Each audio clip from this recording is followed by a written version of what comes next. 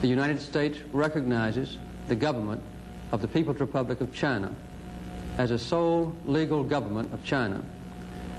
Within this context, the people of the United States will maintain cultural, commercial, and other unofficial relations with the people of Taiwan. The United States of America and the People's Republic of China reaffirm the principles agreed on by the two sides in the Shanghai Communique of 1972 and emphasize once again that both sides wish to reduce the danger of international military conflict. Neither should seek hegemony, that is, the dominance of one nation over others, in the Asia-Pacific region or in any other region of the world, and each is opposed to efforts by any other country or group of countries to establish such hegemony. Neither is prepared to negotiate on behalf of any other third party or to enter into agreements or understandings with the other directed at other states. The government of the United States of America acknowledges the Chinese position that there is but one China and Taiwan is part of China. Because U.S. Pentagon planners all keep on thinking about fighting China like it's going to be a replay of Pacific War 2.0, right? They think, we know how this played out. We did island hopping. We move all the way to Japan. But what they don't realize is today the power balance, the industrial power between China and United States is like that of 1941 between Japan and United States, except with a role reverse, except now China is in the position of U.S. in 1941 and U.S. is in position of Japan in 1941. You're right. The last topic I want to address with you, because I can't let you go, Carl, without addressing this, has to do with Taiwan. Now, of course, that's the issue that is really turning the machine here in Washington. And as I said, I still have my contacts in D.C. We talk and all that stuff. My concern has always been about why the politicians are fomenting more tensions through Taiwan. Where this is will it ever end? We all know Taiwan is part of China. Why are we playing this double standard of one China policy, but we go behind the scenes and provide weapons and aid and so forth?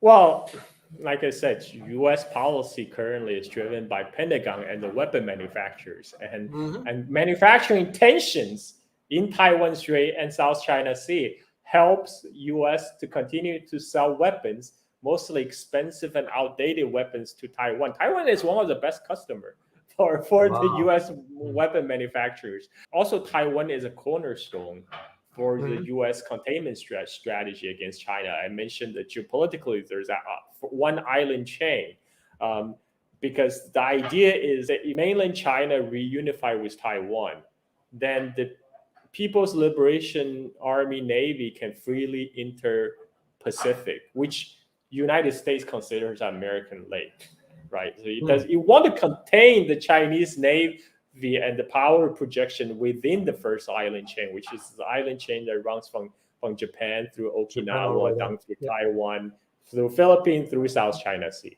MacArthur famously said Taiwan is unsinkable aircraft carrier, right? And it's, of course, the unsinkable aircraft carrier for United States. During the Cold War, people probably don't know this, but during the Cold War, United States actually stationed nuclear-tipped Nike missiles on Taiwan, pointing at mainland China. And they actually had a plan to use them in the 1958 second Taiwan Strait crisis. Pentagon actually had a plan to nuke China if the PLA made a landing on the Kinmen Island and take over Kinmen Island in 1958. This was revealed by the Daniel Ellsberg's leak. The leak, the Pentagon leak documents. Yeah.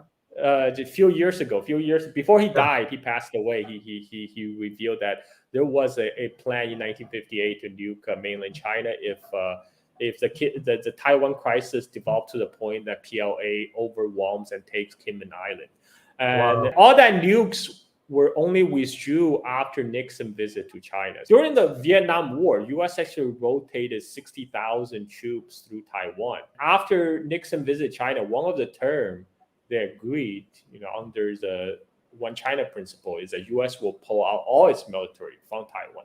But of course, that has been reversed under Donald Trump.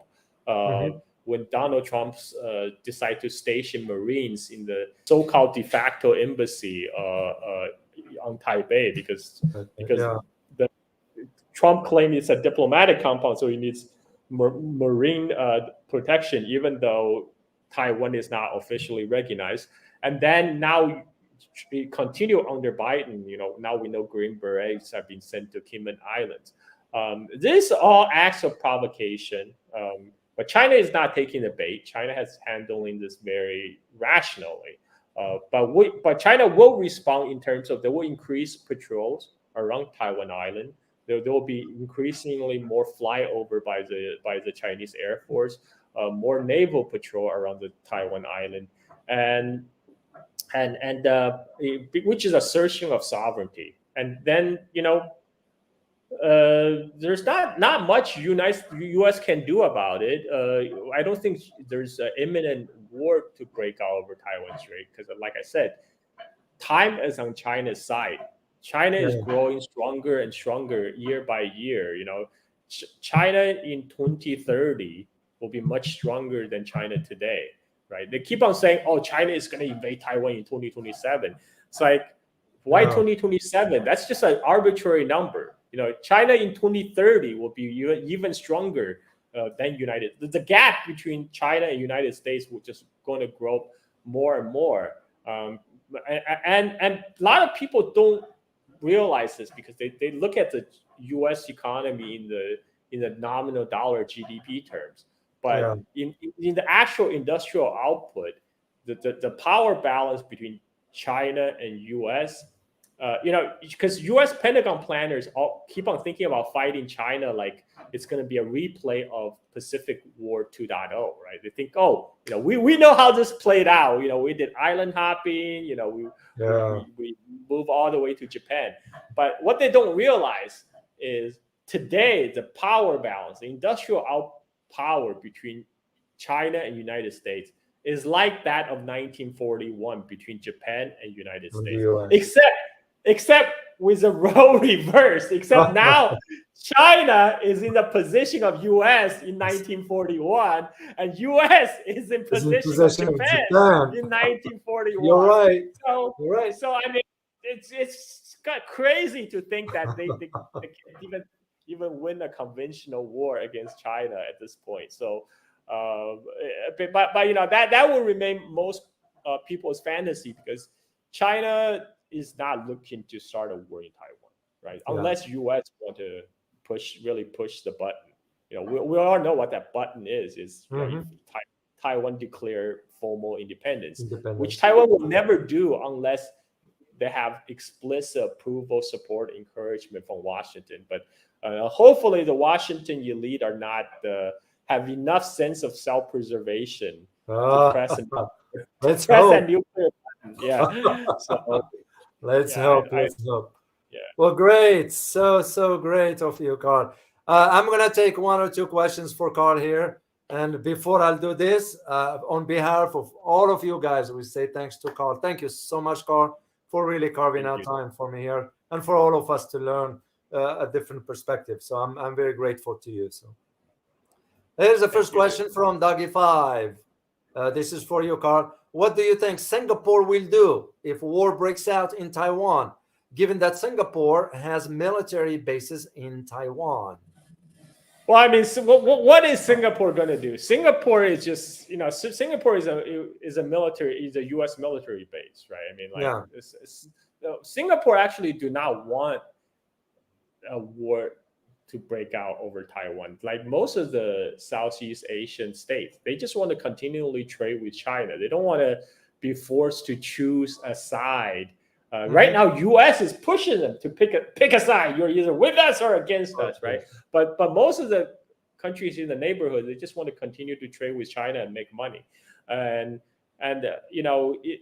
if a war breaks out, I don't think a war will break out, but if the war breaks out, I mean, what can Singapore do? Singapore can they say no to United States? I doubt it. U.S. will just use Singapore as its military base. U.S. will use Singapore to block the Malacca Strait, the very strategic Malacca Strait, where most of the China's energy is coming from Middle East.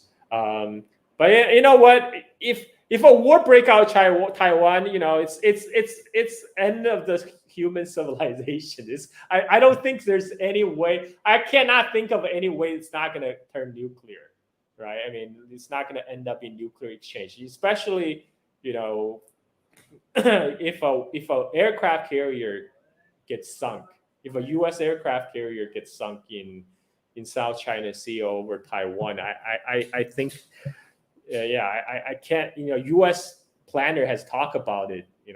They will can use tactical nuclear weapons. Once you go nuclear, there's no turning back. It's going to be Armageddon. So good luck, guys. If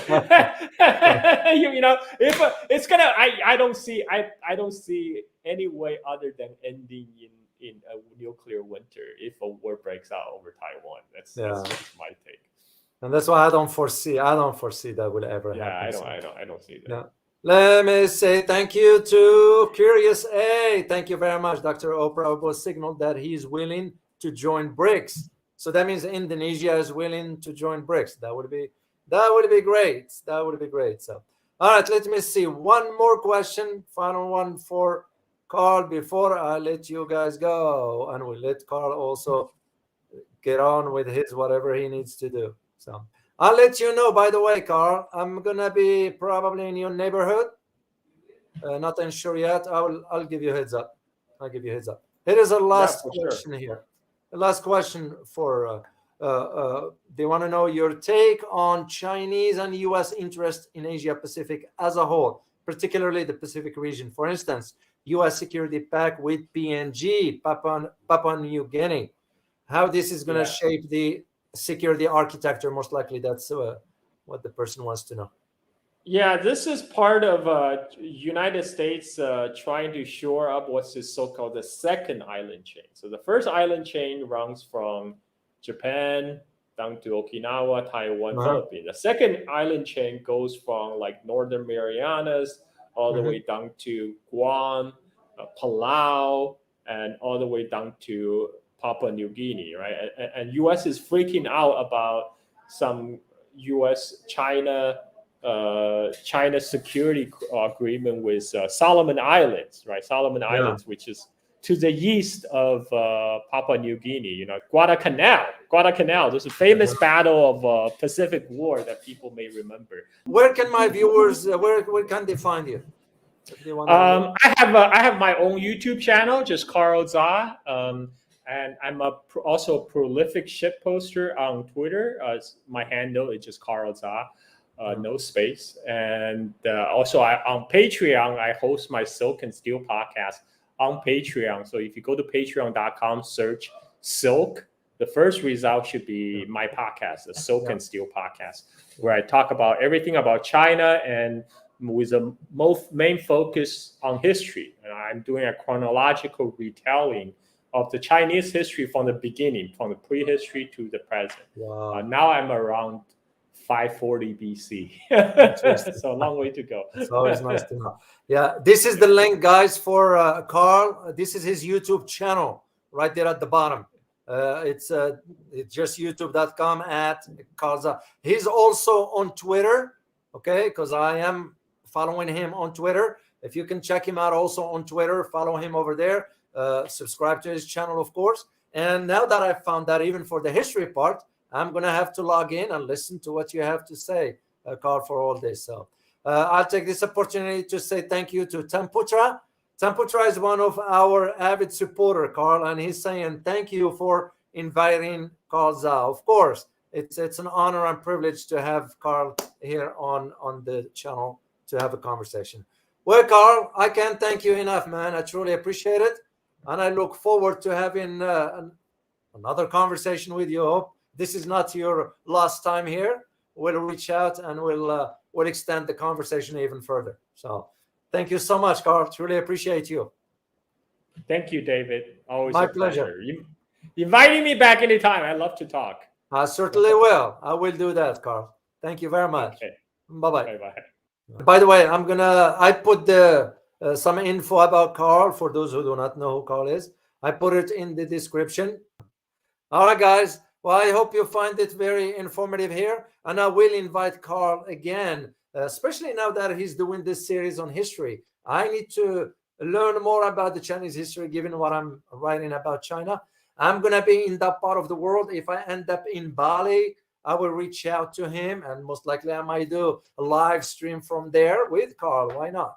We'll see how it goes. So, well, I hope you guys enjoyed this, and I look forward to seeing you next time. As always, remember, geopolitics impact your daily life in more ways than one. Till next time, guys. Bye-bye.